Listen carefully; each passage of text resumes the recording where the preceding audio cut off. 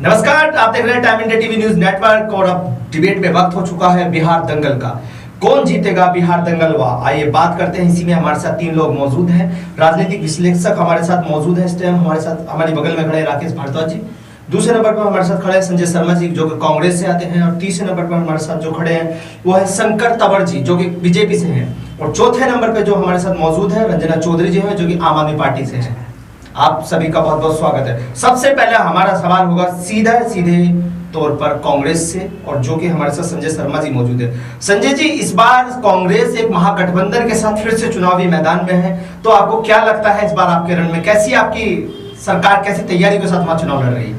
जी, मैं आपके चैनल के माध्यम से कहना चाहूँगा कि हमारी इस बार जो महागठबंधन बना है ये जी आरजेडी राष्ट्रीय जनता दल जी के साथ, और हमारे जो मुख्यमंत्री का चेहरा जो महागठबंधन तेजस्वी यादव का रखा है जो रखा है तेजस्वी यादव जी, और बिहार की जनता इतनी तरस है वहाँ पे, और 15 साल से इन्होंने जो इनका शासन चल रहा है इनका नीतीश कुमार जी का जेडीयू का, जनता इतनी परेशान हो चुकी है।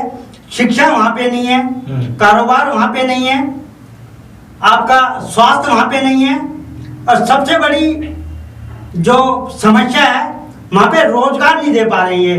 वहाँ के जो बिहार वासी हैं उनको अपने प्रदेश से पलायन करना पड़ रहा है ताकि उनकी जो परिवार है उनकी रोजमर्रा की जो चीजें उनका पेट का पालन पोषण कर सके वो। ठीक है, शंकर तंवर जी आपके पास आना चाहेंगे। शंकर तंवर जी, जल्दी से ये बताइए, बिहार में मोदी जी ताबड़तोड़ रैलियां कर रहे हैं। इसके पहले नीतीश कुमार जी का रैली के दौरान कोई खास चेहरा नजर नहीं आ रहा था, क्योंकि उसका सबसे बड़ा मुद्दा था जहां भी वो जा रहे थे उनकी रैली में दूसरे पार्टी वाले कुछ युवा नारे लगा रहे थे दूसरी पार्टी जिंदाबाद के। तो आपको कैसा लगता है बिहार चुनाव में इस बार आपकी कैसी रणनीति रहेगी? बिहार चुनाव में जी नीतीश जी वर्तमान में मुख्यमंत्री हैं जी, लेकिन जो बिहार में जो आज भी दिक्कत का विषय है उससे यहाँ पर हम इसके लिए पीछे जो पृष्ठभूमि है, सन 1990 से लेकर के 2004 तक राष्ट्रीय जनता दल का शासन रहा, अराजकता का माहौल रहा। वहां पर हत्या, डकैती, उगाही, जबरन उगाही, और ऐसे माहौल बनाया गया। वहां रणवीर सेना गरीब और छोटे तबके को जीने नहीं देती थी, जब मर्जी हत्याएं हो जाती थी। एक दो की नहीं, 20, 30, 40, 50 तक लोगों को मार दिया जाता था। जो कि राष्ट्रीय जनता दल के अंतर्गत जो भी लोग वहां के विधायक थे, जो बाहुबली थे, वो उनके पाले हुए थे। उन्होंने वहां पर बिहार के लोगों का शोषण किया जी, और वो शोषण 15 साल तक किया, और वहां पर राज्य में ना कोई उद्योग धंधे स्थापित किए, ना उद्योग धंधों को कोई प्रोत्साहन दिया। वो जो वहां के विधायक थे उन लोगों ने उस समय में वहां के उद्योग धंधों से जीटी लेते थे, गुंडा टैक्स। उसके उपरांत भी जो विधायक, मान लिया जाए नीतीश जी की सरकार आई, कुछ लोग जो आतताई लोग जो थे जैसे साबुद्दीन थे, ऐसे ही आजकल उनके ही मंडली में अनंत सिंह हैं जो कि वर्तमान में राष्ट्रीय जनता दल से चुनाव लड़ रहे हैं।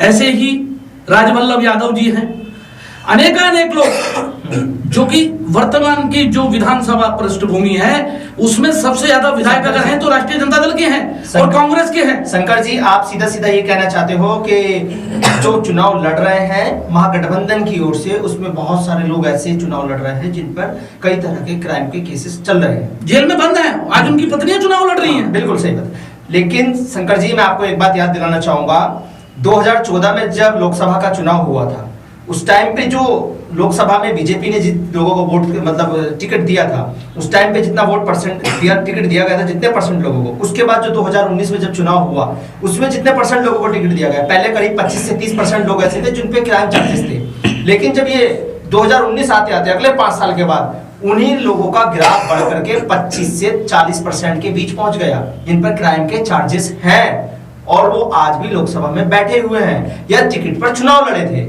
अब आपका क्या कहना है सर इस पे? देखिए, पहले भी ज्यादा था, बीच में भाजपा के समय भी कुछ लोगों को भाजपा ने जिनके ऊपर मान लिया जाए मुकदमे दर्ज थे, तो कुछ लोगों को वो मुकदमे ना कि उस प्रकार के राजनीतिक द्वेष के मुकदमे थे, क्योंकि मुकदमा तो मुकदमा है। अपराधी श्रेणी होती है कि उगाही और एक होता है झगड़ा जी। तो उसमें जो भी कोई अगर अपराधी है तो उसको नहीं मौका मिलना चाहिए। ठीक है, राकेश भारद्वाज जी के पास आना चाहेंगे, अभी फिर आपसे मुलाकात होगी। राकेश भारद्वाज जी, जैसे कि अभी इन्होंने कहा है कि वहां पर जो चुनाव लड़ रहे हैं वो जो महागठबंधन की तरफ से हैं, उन पे कई तरह के चार्जेस हैं, मतलब क्राइम के चार्जेस लगे हुए हैं, लेकिन कहीं ना कहीं अगर देखा जाए लोकसभा चुनाव जब हुआ था तब भी इस तरह के सवाल उठ रहे थे, क्योंकि जो एनडीए के इस टाइम जो नेता है, जिन पे कई ऐसे नेता चुनाव लड़े थे जिनके ऊपर बहुत सारे चार्जेस थे, फिर भी पार्टी में उनको टिकट दे दिया जाता है। आखिर ऐसी क्या वजह है पार्टियों के सामने कि उनको ही टिकट देकर चेहरा बनाकर उतारती है और पब्लिक के पास फिर कोई ऑप्शन नहीं होता उनके टिकट का, उनको वोट देने के अलावा? देखिए, आप देख ही रहे हैं बिहार चुनाव में जिस हिसाब से आप बता रहे हैं कि कई ऐसे गुंडे किस्म के लोग चुनाव लड़ते हैं। वजह इसमें मेन ये है कि एक तो इनके पास फंडिंग बहुत होती है जी, जो कि 2 नंबर का भी कह सकते हैं आप इसको, और उस फंडिंग के बलबूते पर ये पूरी जनता में पैसे बांट करके गुमराह करने के बावजूद फिर वहां से वो जीत करके आ जाते हैं। लेकिन मैं संजय भैया की बात पे जाता हूँ। अभी संजय भैया जी ने कहा, शंकर जी ने, संजय शर्मा जी, संजय शर्मा जी ने कहा कि महागठबंधन से चुनाव लड़ रहे हैं। तो मैं आपको एक अंदर की बात बता देना चाहता हूं। जो सर्वे वहां पर बिहार में किया गया है उसके आधार पर पिछली बार जैसे महागठबंधन की बिहार में सरकार बनाई कांग्रेस ने मिलकर के और लालू जी ने मिलकर के पूरी सरकार को वहां बनाया, तो कुछ दिन बाद वो गठबंधन टूट गया। तो जनता नहीं चाहती कि फिर वही हाल हो, इसीलिए नीतीश जी को ही शायद वहां पर इस बार दोबारा से मुख्यमंत्री का चौक, यानी कि फिर से नीतीश जी का ही चेहरा उभर के सामने आ रहा है आपके हिसाब से? जी जी जी जी जी, बहुत बड़ी बात आपने यहाँ पर बताई है। इसके बाद सीधा रंजना जी के पास चलना चाहेंगे। रंजना जी, आप आम आदमी पार्टी से आती हो, हालांकि आम आदमी पार्टी किसी सीट से भी बिहार में शायद चुनाव मैदान में नहीं है, लेकिन फिर भी कहीं ना कहीं आम आदमी पार्टी अपना क्षेत्रीय स्तर बढ़ाना चाहती है, तो इस पर आप क्या कहना चाहेंगे? जो बिहार की राजनीति इस टाइम चल रही है, 71 सीटों पर चुनाव हो चुका है, 3 नवंबर को भी फिर से चुनाव है, 3 नवंबर को आने वाले टाइम में 94 सीटों पर इस बार चुनाव होगा, तो आपका क्या कहना है इस पर? सर, इस पर मैं ये कहना चाहूंगी आपके चैनल के माध्यम से कि बिहार की जनता बहुत बुरी तरह हार और थक गई है। जिस तरह आपने कोरोना में देखा हो, चाहे कोरोना से पहले ही देखिए, मैं ये सवाल पूछना चाहती हूँ सत्ता में बैठी हुई सरकार से कि बिहार की जनता आखिर रोजगार के लिए दूसरे क्षेत्रों में क्यों जाती है? शिक्षा, स्वास्थ्य वहां पे क्यों मौजूद नहीं है? इतने सालों से कोई ऐसा नहीं है कि सत्ता हर 5 साल में वहां बदल जाती है, चाहे वो बीजेपी की हो चाहे वो कांग्रेस की हो। आप देखिए, अगर स्वास्थ्य के नाम पर तो वो दिल्ली आते हैं, अगर आप शिक्षा के नाम पर देखिए तो वो और साउथ या नॉर्थ जोन के जो अच्छे कॉलेजेस हैं वहां जाते हैं, वहां पे सारे संसाधन मौजूद हैं। लेकिन मैं सरकार से पूछती हूँ, संसाधनों का उपयोग क्यों नहीं किया जाता? आखिर सरकार को जो फंडिंग मिलती है उसका खर्च वो करते कहाँ है? शंकर तंवर जी, सर जी, इसका जवाब दीजिए जल्दी से। वर्तमान में जो मैंने बताया कि जो वहां की जो स्थिति है, जब तक रोजगार तब तक वहां पर नहीं हो सकता, जब तक वहां पर इंडस्ट्रियलाइजेशन नहीं हो सकता।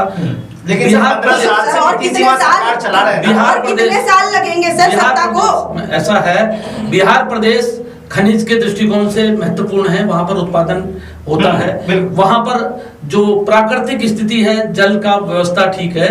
लेकिन अब इसके विपरीत आते हैं, राजस्थान, हरियाणा और गुजरात, तीनों प्रदेशों में स्थिति ठीक नहीं है। लेकिन यहाँ पर आप गाजियाबाद से आरंभ हो जाइए और हल्दिया पोर्ट तक चले जाइए, जीटी लेते हैं, गुंडा टैक्स में भी फिर उसी बात पर आ रहा हूँ कि वहां पर जो है शासन द्वारा जो शासन में आखिर इतनी कमी क्यों है सर? शासन, मैंने क्या कहा जी, वहां पर जो वर्षों से जिसको पाल रखा था, 2015 चुनाव में महागठबंधन की सरकार के नाते से इन्होंने चुनाव लड़ा, राष्ट्रीय जनता दल, कांग्रेस, और उसमें नीतीश जी भी थे। तो जब सरकार चुन करके आई तो साबुद्दीन जी को जेल से कमांड कर रहे हैं, जिसमें राष्ट्रीय जनता दल के लोग और कांग्रेस के लोग से कुछ हासिल होने को नहीं है। बात मैं बता रहा हूँ आपको कि वहां पे जो शासन में लोग बैठे थे वो वहां जेल से कम्युनिकेशन कर रहे हैं। शिक्षा, स्वास्थ्य, जो मैं विषय पे आ रहा हूँ, जल्दी बोलिए सर, कि वहां पर वो लोग जेल से भी शासन को कमांड कर रहे थे। यही राष्ट्रीय जनता दल के लोग जो आज कह रहे हैं कि वहां पर रोजगार नहीं है, 2015 में बैठे तो 2017 तक उनके साथ गठबंधन में थे, 2 वर्षों में कितने लोगों को रोजगार दिया बताइए जरा। ठीक है सर, जवाब दे। राकेश भारद्वाज जी जरा इसके ऊपर कमेंट कीजिए जल्दी से। मैं बता देता हूं सर, ये जो जैसे बताया है हमारे तंवर साहब ने, बिल्कुल सही कह रहे हैं। जब से बीजेपी की सरकार महागठबंधन की बनी है, इनके नीतीश जी के साथ में, नीतीश जी मुख्यमंत्री हैं, तब से वहां गुंडागर्दी खत्म हो गई है, ना के बराबर रह गई है। आपने पहले भी देखा होगा, घर से निकाल करके बेटी को ले जाते थे, जबरदस्ती विवाह कर लिया, जबरदस्ती उसके परिवार को प्रताड़ना करना, इस टाइप का ये सब खत्म हो चुका है। सर बिहार में आपसे मैं बताना चाहूंगा, कुछ दिन पहले अभी से एक वहां पर रेप हुआ था एक महिला के साथ, और उसके गांव के कुछ दबंगों ने किया था ये काम, और बच्चे को मार के उसके साथ बांध बूंद के पटलिया में तो और नदी में फेंका है। तो ऐसा नहीं है बिहार से कुछ खत्म हुआ है, हालात वैसे के वैसे है, लेकिन आपको मानना पड़ेगा। लेकिन आप देखेंगे पहले से, तो पहले के मुकाबले बहुत ना के बराबर वहां पर क्राइम रह गया है। ठीक है, ब्रेक के बाद फिर आपके पास आएंगे, चलते हैं जल्दी से एक ब्रेक पे। चंद्र हॉस्पिटल विश्व की सभी आधुनिक और बुनियादी सुविधाओं से परिपूर्ण एक world class multi specialty hospital, Bhagat Chandra hospital, Mahavir enclave, Palam Dabri road, Dwarka में लोकेटेड, साउथ वेस्ट दिल्ली का 120 बेड वाला एकमात्र आधुनिक मल्टी स्पेशलिटी हॉस्पिटल, जहां 24 घंटे आपकी सेवा में उपलब्ध हैं क्वालिफाइड डॉक्टर्स, ट्रेन्ड नर्सेज और experienced paramedical staff. Doctor CM भगत और डॉक्टर उपासना भगत द्वारा स्थापित भगत चंद्रा हॉस्पिटल में हैं बेहतरीन world class facilities. Doctor KB Sharma, healer master, physiotherapist, negative energy, रोगों को जड़ मूल से खत्म करने को संकल्पित डॉक्टर शर्मा आज इस बीमारी से ग्रस्त रोगियों के लिए वाकई भगवान बन चुके हैं। ब्रेक के बाद फिर आएंगे, मौजूद यहीं पर लोगों से बात करेंगे। संजय जी आपके पास आते हैं सबसे पहले। संजय जी, मेरा सवाल इस बार आपसे ये होगा कि पहले फेज के चुनाव हो चुके हैं 71 सीटों पर, जिसमें 8 मंत्रियों के दांव पर लगी थी जिंदगियां। सीधी सी बात है, 8 मंत्री, जिसमें पिछली बार जो नीतीश सरकार में मंत्री रह चुके हैं वो 8 लोग को चुनाव को लड़ चुके हैं। अब उसके बाद दूसरे फेज में 3 तारीख को चुनाव होने वाला है, जिसमें 94 सीटों पर चुनाव होगा, और उसके बाद 7 नवंबर को थर्ड फेज का चुनाव होगा, जिसमें 78 सीटों पर चुनाव होगा, और 10 तारीख को इनके नतीजे भी आ जाएंगे आपके सामने, कौन जीतेगा कौन हारेगा। तो आप ये बताइए कि आपकी सरकार क्या करने वाली है, कितनी सीटें ला रही है इस बार? देखो जी, हमारी जो गठबंधन में कांग्रेस जो सरकार महागठबंधन में जो कांग्रेस चुनाव लड़ रही है, जहाँ तक मैं कह रहा हूँ 70 सीटों पे बिल्कुल चुनाव लड़ रही है आपकी सरकार। और जहाँ तक उम्मीद है, इस बार बिहार प्रदेश की जनता बिल्कुल मन बना चुकी है नीतीश सरकार को, इस झूठी सरकार को उखाड़ फेंकने का। क्योंकि कोरोना टाइम पे जो दिल्ली में आए हुए थे बिहार वासी अपने काम के लिए, धंधे के लिए, जब उनको यहाँ जब रोजगार नहीं मिला और वो बिहार प्रदेश अपने गांव तक जाने को, लौटने को मजबूर हो गए, वहाँ उनको बीच में इतनी दुख तकलीफें उनको सहन करनी पड़ी कि उनको खाना तक नहीं दिया। और आज जो देश का प्रधानमंत्री खाना और रोजगार तक नहीं दे रहा, आज वो फ्री वैक्सीन की बात कर रहा है, तो सब समझदार हैं बिहार प्रदेश की जनता, इनके झांसे में अब नहीं आने वाली है। और 10 नवंबर को RJD महागठबंधन की सरकार बनने जा रही है। शंकर तंवर जी, मेरा आपसे एक सीधा सवाल होगा, इस बार जो चुनाव हो रहा है, अगर देखा जाए पूरे दृष्टिकोण लगाते हुए, तो वो सिर्फ बेरोजगारी का मुद्दा मेन रखा जा रहा है, तो इस पर आप क्या कहना चाहेंगे, आपकी सरकार क्या कर रही है इस पर? बेरोजगारी का विषय अत्यंत गंभीर विषय है जी। बिहार प्रदेश से वहां का व्यक्ति रोजगार के लिए दिल्ली, हरियाणा, राजस्थान, गुजरात, पंजाब, अन्य प्रदेशों में, महाराष्ट्र जाता है, वहां पर रोजगार के लिए जाता है, मजदूरी मेहनत करता है जी। उसके घर में 2 चूल्हे जल रहे होते हैं, एक चूल्हा वहां उसके गांव में और एक चूल्हा उसके जहां काम व्यवसाय कर रहा होता है। ये देश का दुर्भाग्य कि देश आजाद हुआ आज लगभग 70 वर्षों से अधिक समय हो गया। देश पर ज्यादा समय शासन कांग्रेस के लोगों ने किया। उन्होंने मजदूर गरीब के लिए कोई योजना नहीं बनाई, उन्होंने योजना बनाई कि सत्ता में कैसे बैठना है। आज भी कम्युनिस्ट, कांग्रेस, आप और जितने भी लोग हैं कि मोदी जी को कैसे हटाए दें, इस योजना पर काम करते हैं। मजदूरों के लिए, गरीबों के लिए कोई योजना नहीं बनाते। उनके घरों में चूल्हा कैसे मिले? Make in India project Modi ji ने लॉन्च करना था कि प्रत्येक व्यक्ति को 15 किलोमीटर पे रोजगार मिले। उन्होंने उस योजना पर काम लागू एक्टिवेशन किया, लेकिन दुर्भाग्य है देश के 2 सबसे बड़े राज्य बिहार और उत्तर प्रदेश में राज्यसभा के अंदर जो कांग्रेस का बहुमत था उसको मिलाकर के साथ में कम्युनिस्टों ने भी, अन्य लोगों ने भी, जो देश के विपक्षी पार्टियां हैं, जनता के गरीब लोगों के हित का नहीं सोचा। अगर देश के अंदर औद्योगिकरण हो गया होता तो सभी को रोजगार मिलता, उस औद्योगिकरण को खत्म करने पर लगे हुए ये लोग। ये गरीबों के हितकारी नहीं है, ये गरीबों के नाम पे शासन में बैठते हैं। और गरीबों की क्या दुर्गति हुई हमने देखा कोरोना काल में। दिल्ली के अंदर प्रत्येक विधायक को फंड मिला, लेकिन मजदूरों को रोटी नहीं मिली। इनकी बात का जवाब दीजिए जल्दी। एक मिनट, तंवर साहब बोल रहे हैं कि 70 साल में विकास नहीं हुआ। अब इनसे पूछिए कि 70 साल में एम्स बनाया, कांग्रेस ने बनाया। कंप्यूटर, हमारे श्री राजीव गांधी जी जो भारत रत्न से सम्मानित हुए, वो भारत देश में कंप्यूटर लाए, नई नई टेक्नोलॉजी लाई। आज ये कंप्यूटर जो डिजिटल इंडिया जो मोदी जी चला रहे हैं, ये सब हमारे प्रधानमंत्री स्वर्गीय श्री राजीव गांधी जी की देन है। ये कैसे कह रहे हैं कि 70 साल में कुछ नहीं हुआ? और आपके हिसाब से तो 2014 के बाद ही हिंदुस्तान बसा है। पहले तो लोग ऐसे ही घूमते थे जहाज पत्थर लगा के। संजय जी, हाँ जी, बीजेपी का सीधा आरोप है कि आपने 70 साल में कुछ नहीं किया, आपने कोई काम नहीं किया।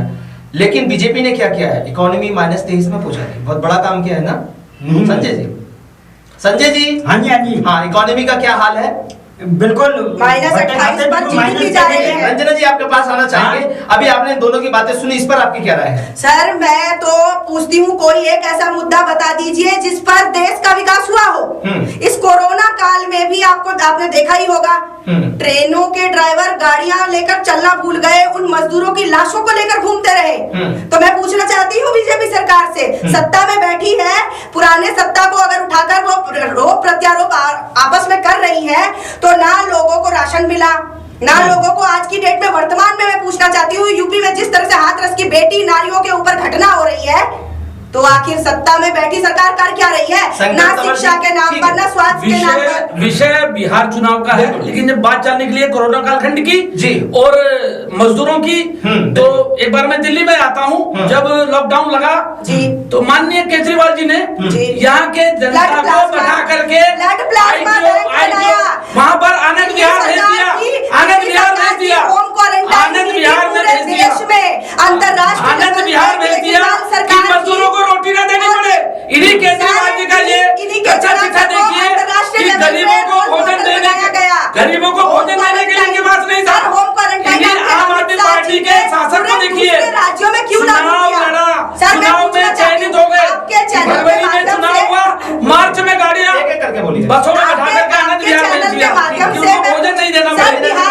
लाखों लोगों को, बिहार की मैं पूछना चाहती हूँ, बिहार की सरकार आखिर बेरोजगार लोगों को करके लिए छोड़ दिया। भी विरोधी पक्ष के जो पार्टियां हैं। राकेश जी से बात करने दीजिए।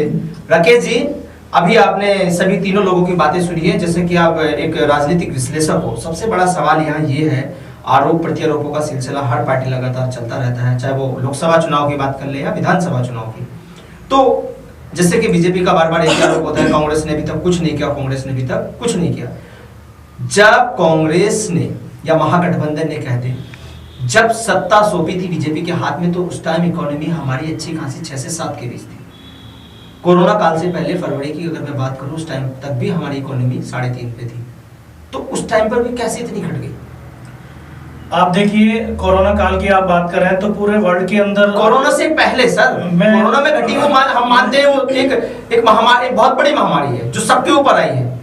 मैं वही बताने जा रहा हूँ आपको जी, बताइए कि कोरोना से पहले की जो बातें कर रहे हैं, जैसे कांग्रेस के बारे में बताया, और भी कुछ ऐसे नेता थे जिन्होंने अपना ब्लैक मनी देश से बाहर भेजी, जिसके जरिए वो अभी तक वापस नहीं आई। हमारे प्रधानमंत्री जी ने कहा था इस बात को, लेकिन कई चीजें ऐसी होती हैं जो सर्वसम्मति से होता है। अभी कई पार्टियां के प्रधानमंत्री जी ने बुलाया था कि सब बैठ करके मिल करके इस चीज के लिए आए, लेकिन जो चोर है वो चोर कभी सामने नहीं आ सकता, आपको बताइए। तो वही हाल देश का चल रहा है, चाहे उसमें कांग्रेस लगा लो, चाहे आप लालू जी की पार्टी लगा लो, किसी को भी लगा लो, आप लालू जी को देखिए कितना घोटाले के नाम से कितने विख्यात है वो। आप ऐसे किसी का नाम लो, मान लो चारा घोटाले के नाम से देखिए विख्यात है। अगर उन्होंने बिल्कुल बिल्कुल अगर उन्होंने पहले इस चीज को सोचा होता तो आज रोजगार बिहार के अंदर होता। रही बात आपकी बीजेपी की, मैं मान सकता हूं कि बीजेपी सत्ता में मिलीजुली सरकार में है, अगर पूर्ण रूप से बीजेपी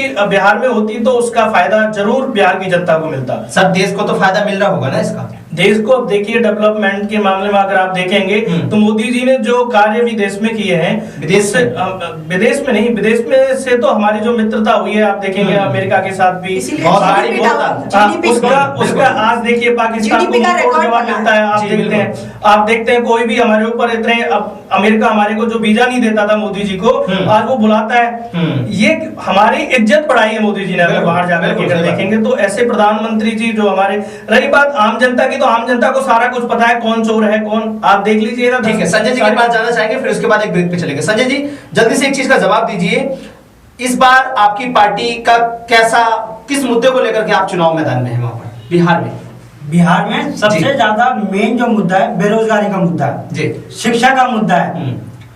जैसे आपके गठबंधन ने 10 लाख लोगों को रोजगारी देने का बात की है। हाँ, 10 लाख लोगों को, तो क्या आप ऐसा कर पाओगे या सिर्फ ये भी हवाई साबित होगी? नहीं, हम जुमला और झूठ की राजनीति 2015 में क्यों नहीं दिया? 2015 में महागठबंधन आया था, 15 लाख उप मुख्यमंत्री थे देश में, 15 लाख का मुद्दा कहा गया, इसी समय देना था। 15 लाख अकाउंट में आने थे जनता की। बिहार प्रदेश को स्पेशल एक पैकेज देने की घोषणा की, अलग से बिहार प्रदेश को अलग से फंड करने की घोषणा की, वो अभी तक नहीं मिला। और मुझे तो ताजुब होता है कि नीतीश सरकार किस बेस पे जनता के सामने जा रही है, उनसे वोट मांगने की कोशिश कर रही है। व्यापार बहाने। शंकर जी, जैसे इन्होंने अपने महागठबंधन मैनिफेस्टो में ये बोला कि हम 10 लाख लोगों को रोजगार देंगे, तो बीजेपी सरकार की ओर से सवालों का सिलसिला जारी हो गया कि आखिर इतना पैसा कहां से आएगा 10 लाख लोगों को रोजगार देने का प्लान मोदी जी का आज से नहीं सर, मोदी जी नहीं सर, एक मिनट, पहले भी 2 करोड़ रोजगार दे चुके हैं। सवाल सुनिए सर, एक मिनट सवाल सुनिए पहले। अभी मैंने सवाल नहीं पूछा है। तो इन लोगों ने बोला था कि हम 10 लाख लोगों को रोजगार देंगे, तो आप लोगों की पार्टी की ओर से आवाज उठने लगी कि 10 लाख लोगों को रोजगार देंगे कैसे? कुछ लोगों ने ऐसी ट्विटर पे भी कभी ट्वीट किए गए, तो इस तरह से आवाज उठे। लेकिन सर उसके बाद आपने अपने मैनिफेस्टो में साफ साफ कहा हम 19 लाख लोगों को रोजगार देंगे और हम फ्री में वैक्सीन देंगे बिहार को। क्या इस तरह की घोषणाएं कहां तक कारगर साबित हो पाएगी आपकी पार्टी की? वैक्सीन तो पूरे देश को मिलनी है जी। सर क्यों चुनाव का मसला नहीं, वैक्सीन नहीं पूरे देश को, देश में केंद्र सरकार पूरे देश में की बात है, लोग मर गए, इतना ऊपर चला गया। रंजना जी पूरे देश के अंदर पूरे देश में भोजन दिया जा रहा है मोदी जी के द्वारा, पूरे देश में राशन। वो तो ट्रेनों में जो लोग बैठ के आए उन्होंने बताया। एक ड्राइवर अव्यवस्थित हो सकता है, लेकिन देश की सरकार को चलाने वाले मोदी जी ने पूरे देश के लोगों को मार्च से लेकर के नवंबर तक सभी को मुफ्त में राशन दे रहे हैं। अभी जो विषय है सवाल ये है कि 19 लाख लोगों को रोजगार का विषय है रंजना जी। रोजगार के लिए मेक इन इंडिया प्रोजेक्ट जो एक्टिवेट होना था, जिसको कि राज्यसभा में पलीता लगाया गया कि एक्टिव नहीं होने दिया गया। अभी राज्यसभा में किसानों को भी तो आपने रोड पे उतार लिया। रोजगार किस का छीनेंगे आप? किसानों के लिए हितकारी सर एमएसपी क्यों नहीं मांग? उनकी किसने कहा एमएसपी नहीं मिलेगी? अभी भगत चंद्र हॉस्पिटल विश्व की सभी आधुनिक और बुनियादी सुविधाओं से परिपूर्ण एक world class multi specialty hospital. Bhagat Chandra hospital, Mahavir enclave, Palam Dabri road, Dwarka में लोकेटेड। साउथ वेस्ट दिल्ली का 120 बेड वाला एकमात्र आधुनिक मल्टी स्पेशलिटी हॉस्पिटल, जहां 24 घंटे आपकी सेवा में उपलब्ध हैं क्वालिफाइड डॉक्टर्स, ट्रेन्ड नर्सेज और experienced paramedical staff. Doctor C M Bhagat और डॉक्टर उपासना भगत द्वारा स्थापित भगत चंद्रा हॉस्पिटल में हैं बेहतरीन world class facilities. Doctor K B Sharma, healer master, physiotherapist, negative energy, रोगों को जड़ मूल से खत्म करने को संकल्पित डॉक्टर शर्मा आज इस बीमारी से ग्रस्त रोगियों के लिए वाकई भगवान बन चुके हैं। ब्रेक के बाद फिर से आना चाहेंगे शंकर तंवर जी के पास। शंकर जी ये बताइए, इस बार जो मोदी जी रैलियां कर रहे हैं, ताबड़तोड़ रैलियां इस टाइम जो कर रहे हैं, तो इस बार आपको कितनी सीटों के साथ जीतने की उम्मीद लग रही है बिहार में? देखिए जी, बिहार में फिर से 2/3 बहुमत से एनडीए की सरकार आएगी। कारण वहां पर विकल्प ठीक नहीं है। उन्होंने ही पहले अव्यवस्था करी है सारी। पहले मैंने बताया 90 से लेकर के 2004 तक उनका शासन रहा। बीच में 2015 में महागठबंधन का उन्होंने गठन किया, 2017 तक रहा और जेल में बैठे हुए अपराधी वहां से सरकार को कम्युनिकेट कर रहे थे। नीतीश जी ने दुखी होकर के उनसे अलग हो गए। अभी ये सब वहां पर बदमाशी नहीं चलने वाली। भाजपा ने इस बार अपराधी तत्वों को शंकर जी टिकट नहीं दिया है। शंकर जी, आपने देखा होगा तेजस्वी यादव की रैली में इतना भीड़ जुट रही है, इतना भीड़ जुट रही है कि इतना भीड़ तो किसी और की रैली में शायद नहीं जुट रहा है। आज तक देखी नहीं। मैंने आपको बताया जी, आनंद सिंह बाहुबली, रामा सिंह, आप क्या रैलियों में भीड़, ये सारे बाहुबली हैं सर। इनके पास में महागठबंधन रैलियों में भीड़ के कंधे पे उठा के ला रहा है किसी? मैं बता रहा हूँ आपको, ये उगाही करके उस पैसे को उसमें खर्च कर रहे हैं। जब ये महागठबंधन ने अपराधियों को टिकट क्यों दिया? अगर इनके पास इतनी ताकत थी। चारा घोटाले में लालू जी जेल में बंद है। एक चोर पार्टी के जो राष्ट्रीय अध्यक्ष थे लालू जी, वो जेल में बंद है। अब वो चोरों के सरदार जब बंद है तो आप चोरों को भीड़ ला रहे हो तो क्या चोरों को वोट देगी जनता? जनता ने 15 साल उनको देखा है। अगर कुछ करने वाले होते तो 15 साल में करते थे। 2015 में महागठबंधन बना के लालू जी ने चुनाव लड़ा था, 2017 तक कुछ नहीं कर पाए। अगर वो कुछ कर सकते हैं। सुनिए, जेल में बंद की बात ऐसी है और टिकट देने की, प्रज्ञा ठाकुर को बीजेपी ने भी टिकट दिया था। दिया, उस पे भी कितने आरोप थे, जेल में रह के आई थी ना, पता है आपको? बिल्कुल। और उसके अलावा अभी कुलदीप सेंगर के जेल में है। बिल्कुल, है ना? तो सर ऐसा नहीं है कि ये काम महागठबंधन ही कर रहा है ऐसे लोगों को टिकट बांटने का। कुलदीप सेंगर कहीं ना कहीं जनता इनसे परेशान है, लेकिन फिर भी उन्हीं लोगों को टिकट दे रहे हैं। कुलदीप सेंगर को पार्टी से बाहर कर दिया। जी बिल्कुल। आनंद सिंह जेडीयू में थे, उन्होंने अपराध किया तो भाजपा ने कह दिया कि हमें मंजूर नहीं है, उसको भी जेडीयू से बाहर करवा दिया। सुनिए सर, प्रज्ञा ठाकुर एक बोतल में नाथुराम वो गांधी जी का फोटो लगा के गोली चलाती है, 2 दिन बाद उस पर सफाई देती है बीजेपी सरकार। क्यों सफाई नहीं देती? ये कहाँ का तरीका है किसी के फोटो को गोली मारने? विषय है, वो विषय को गंभीरता से हम आज ये जो विषय चुनाव का अभी तक प्रज्ञा ठाकुर के ऊपर जो आरोप थे वो दूसरे प्रकार के थे। उसके ऊपर आरोप लगाए गए राजनीति से प्रेरित, चाहे प्रज्ञा ठाकुर हो चाहे सीमानंद जी हो। इनको उसके लिए आपको बहुत पीछे जाना पड़ेगा। आज का वो विषय ना पार्टी को। आज मैंने क्या कहा आपको, प्रज्ञा ठाकुर उनकी अपनी जो गार्डर राजनीति थी उसमें लगी हुई थी, उसके ऊपर उनको फंसाया गया, असीमानंद जी को फंसाया गया। सर वीडियो तो यही वायरल हुआ था ना? नहीं, वीडियो में तो मैं क्या कहा जी, आपको जो बताया गया, उन्होंने किसी के यहाँ पर जाकर के हथियार लेकर के किसी को बैंक में डकैती तो नहीं मारी, किसी की हत्या तो वैसे नहीं करती। उनके ऊपर आरोप लगे राजनीतिक द्वेष के, कि वो एक सख्त अपनी सोच से चल रही थी। उन्होंने राजनीतिक सोच की वजह से उनके ऊपर जो वर्तमान में वहां पर कांग्रेस, जो भविष्य में पीछे जो कांग्रेस की सरकार थी पीछे, उन्होंने उनको फंसाया, महाराष्ट्र की सरकार ने फंसाया। उसके जो पुलिस के अधिकारी थे उनके नाम बाद में आए कि उनको शासन की तरफ से ऐसे निर्देश मिले कि इनके ऊपर कार्रवाई की जाए। क्योंकि असीमानंद जी ने 2005 में गुजरात के अंदर सबरी कुंभ मेला लगाया, तो वहां के जो मिशनरी के लोग थे उन्होंने कहा कि यहाँ तो हम लोग मर जाएंगे, इनको रोक लगाओ। तो उस समय की जो कांग्रेस शासन था उन्होंने कोशिश किया था, लेकिन कोर्ट ने उनको नहीं करने दिया। लोग अगर किसी वहां के जो आदिवासी क्षेत्रों के भले के लिए उन्होंने काम किया, आप आदिवासी क्षेत्रों में चल के देखो, हमारा एक संगठन है वो आदिवासियों के लिए काम करता है, तो अगर उनके भले के लिए हम काम करने जा रहे हैं तो हम अपराधी हैं क्या? तो उनको ले जाकर जेल में बम ब्लास्ट में अपराधी बना दिया जी। अभी वहां पर जो आपके जम्मू कश्मीर में जो विषय हुआ था, तो पूरी कांग्रेस, पूरा विपक्ष जिसमें शामिल केजरीवाल जी भी, सभी लोग कह रहे थे कि ये सब मोदी जी का करा धरा है चुनाव जीतने के लिए। अब संसद, पाकिस्तान की संसद, वहां के लोग कह रहे हैं जी ये हमने करवाया। अब इसमें मोदी जी का क्या दोष था? पूरा विपक्ष जोर जोर से कह रहा था जी, तो हम विपक्ष की बात मानेंगे। अब जो अपराधी जिसने अपराध किया था वो कह रहे कि हमने करा। अब ऐसे ही वो भाजपा का विषय 2 दिन से चल रहा है ना न्यूज पर आपके जी, आप देख रहे हैं पाकिस्तान में हमेशा भारत विरुद्ध योजना बनती है।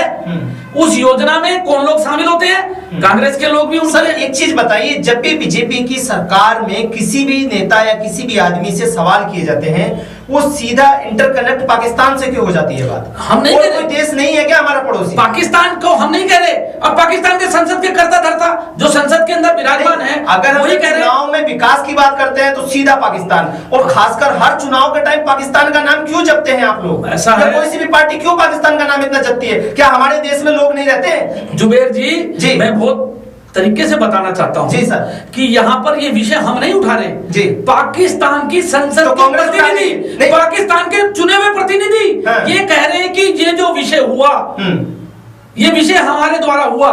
बिल्कुल। तो जब वहां के लोग कह रहे हैं कि हमने कराया, और यहाँ की जो विपक्षी पार्टियां हैं, कांग्रेस हो चाहे राष्ट्रीय जनता दल हो चाहे समाजवादी हो, ये सब लोग कह रहे थे ये तो मोदी जी ने करा दिया चुनाव जीतने के लिए जी। तो अब ये जो बताइए आप किसको सही मानेंगे? जी बिल्कुल। यहाँ की पार्टियों को सही मानेंगे या यहाँ की पार्टियों को मूल्यांकन करना चाहिए कि हम देश के साथ गद्दारी कर रहे हैं, देश के सैनिकों के साथ गद्दारी कर रहे हैं? जो देश का सैनिक वहां पर लड़ रहा है, हम उसको देश के शासक के ऊपर आरोप लगा रहे हैं कि वो हमारे देश के सैनिकों को मरवा रहा है। ये गलत नीति है, इसका हमेशा से उल्लंघन होना, करने वालों को सजा देनी चाहिए जो आरोप लगाते हैं। शर्मा जी के पास आना चाहेंगे। संजय शर्मा जी, ये बताइए, जैसे कि बिहार में चुनाव चल रहा है, चिराग पासवान की अगर मैं बात करूं तो बार बार नीतीश कुमार जी एक ही बात कर रहे हैं, या पूरे का पूरे जो एनडी है वो ये कह चुका है कि चिराग पासवान से हमारा कोई मतलब नहीं है, ठीक है ना? लेकिन फिर भी क्या कहीं ना कहीं ऐसा लगता है आपको कि अंतर खेमे में कोई बात है उन दो आपस में, मोदी जी और चिराग पासवान में? हाँ जी, हाँ जी, इनमें आपसी सहमति साठगांठ बनी हुई है। और चिराग पासवान जी जो हैं, उनके पिताजी अब तो स्वर्गीय श्री रामविलास पासवान जी, वो तो विश्वविख्यात है, मौसम वैज्ञानिक है, और जिनकी भी सरकार आती है उनका पद और उनकी कैबिनेट मंत्री उनकी वहां पे हाजिर होती है, तो वो तो मौसम वैज्ञानिक है। आज कल 10 नवंबर को महागठबंधन की सरकार बनने जा रही है, वो वहां से पाला छोड़ के इधर आके वो अपना मंत्री पद उनका तो तैयार है, मतलब उनकी सीट पक्की है, उनकी सीट पक्की है, चाहे सरकार किसी की भी सरकार हो, वो मौसम वैज्ञानिक है। ये पूरा देश, पूरा हिंदुस्तान, पूरा वर्ल्ड, पूरा संसार जानता है। जी, राजनीतिक विश्लेषक भी हमारे साथ मौजूद है, राकेश जी इस पे आप क्या कहना चाहेंगे? दोनों की बातें जैसे आपने सुनी अभी, जैसा कि इन्होंने बताया तमर साहब ने, सरकार तो आपके एनडीए की बनने जा रही है, सीटों का थोड़ा बहुत अंतर हो सकता है जी, और क्योंकि दूसरी पार्टी के पास में कोई ऐसा चेहरा नहीं है जिसके बलबूते पर वो अपनी सरकार बिहार के अंदर बना सके। रही बात संजय शर्मा जी की, तो संजय शर्मा जी की बात से मैं सहमत हूँ कि मौसम के साथ में बदलने वाली बात, तो अगर सरकार बनती है तो फिर से मुझे लगता है कि उनको पद जरूर एनडीए, चिराग जी का पद फिक्स है? जी जी जी। अच्छा, कहीं ना कहीं चिराग जी का पार्टी जो है उसका पद बिल्कुल फिक्स है, चाहे वो एनडीए की बात कर ले या महागठबंधन, किसी की भी सरकार आए उनकी तो सीट पक्की है, उन्हें कोई टेंशन लेने की अपने जरूरत नहीं। पारिवारिक सिद्धांतों पे चलने पे अग्रसर है। राकेश भारद्वाज जी, मेरा आपसे एक और सीधा सा सवाल होगा, बिहार में जो चुनावी लहर है वो इस बार तेजस्वी की ओर ज्यादा झुकी हुई दिख रही है, जैसा कि सारे एंगल से देखा जाए तो युवा उनकी रैली में उमड़ रहे हैं। हालांकि महिला का पॉलिटिकल एंगल की अगर मैं बात करूं, पॉलिटिकल एंगल से, तो महिला आज भी नीतीश के साथ कहीं ना कहीं खड़ी है, वो चाहे महिलाओं को कुछ योजना दी गई हो या कुछ भी उसमें मुद्दा रहा हो, लेकिन वहां का जो युवा वोटर है वो कहीं ना कहीं तेजस्वी के साथ खड़ा दिखता है। देखिए, मैं आपको बता दूं, जब चुनावी रैली होती है, आप भी अच्छी तरीके से जानते हैं जी, अलग अलग स्टेटों से बुलाए जाते हैं सारे ये कार्यकर्ता जितने भी हैं, और कुछ जनता को पैसे का लालच दे करके अपनी भीड़ बढ़ाने के लिए सारे कार्य सारी पार्टी करती है, लेकिन जो जनता का मूड होता है उसने अंदर जाकर के क्या करना है वो तो आपको 10 तारीख को जब एनडीए की सरकार बनेगी तो आपको पता चल ही जाएगा इस बारे। ठीक है, रंजना जी आपसे एक बात आपसे आपके पास आना चाहेंगे। रंजना जी ये बताइए, आम आदमी पार्टी का कितना आपका एनालिसिस कहता है कि आपकी तरफ से कि वहां पर किसकी सरकार आ रही होगी इस पर? सर, हमारे हिसाब से अभी अगर प्रेजेंट सिनेरियो के हिसाब से वर्तमान में लोगों ने जो भुगतान किया है, जो तकलीफें उठाई हैं, चाहे वो बेरोजगारी हो, कोरोना काल में भुखमरी हो, अपने मजदूरों का जो भी उन्हें तकलीफ उठानी पड़ी है, तो वो अब विपक्षी के पास जाएंगे। ठीक है, थैंक यू रंजना जी, आप सभी ने अपना कीमती वक्त हुआ, बहुत बहुत धन्यवाद। कहीं ना कहीं आज भी जो बिहार का चुनाव है, आपसे सीधी हम एक बात बता दें, बिहार का जो चुनाव है वो कहीं ना कहीं आज के टाइम में जो चल रहा है चुनाव, जो दौर चल रहा है, वो बेरोजगारी के ऊपर कभी हावी है, बहुत ज्यादा हावी है। बेरोजगारी एक बहुत बड़ा एजेंडा वहां बन चुका है, जिसको लेकर के शायद चुनाव का सबसे बड़ा एजेंडा देखते हैं। ये तो 10 तारीख के बाद ही पता चल पाएगा, 10 तारीख में जब नतीजा आपके सामने होंगे।